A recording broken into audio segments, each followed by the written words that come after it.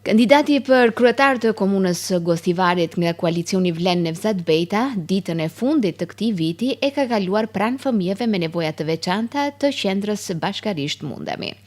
Me këtë rast, Bejta ka dërguar pako të vitit të ri, duke ndarë momente festive me fëmijët e akomoduar në këtë qendër. Ai u zotua si do t'i mbështesë ata edhe institucionalisht nëse i besohet detyra e të parit të komunës së Gostivarit. Ishte një kënaqësi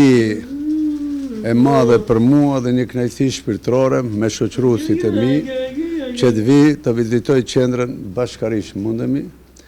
Këta janë shtresa më e dashur e shoqërisë tonë,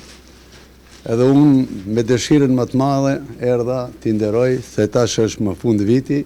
që edhe ato ta përjetojnë në gëzimin e ndërimit të motmotëve me një dhuratë modeste, se janë shumë të dashur, edhe gjithmonë do ta kijen për krahjen teme, do ta kijen për krahjen e gjithëve biznismenëve, edhe gjithë qytetarëve që kanë respekt ndaj fëmijëve që janë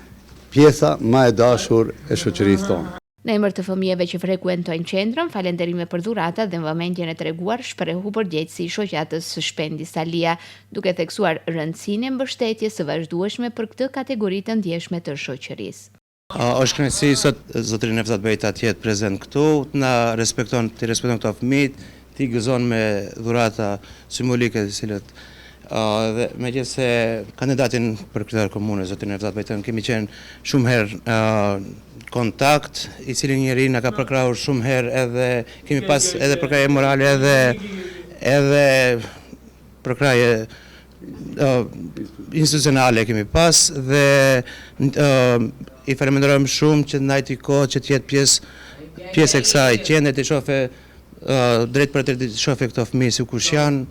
Qendra Bashkarisht Mundemi ofron akomodim ditor për 10 fëmijë me nevoja të veçanta nga qyteti i Gostivarit dhe rrethina dhe funksionon fal kontributit të donatorëve dhe njerëzve vullnet mirë.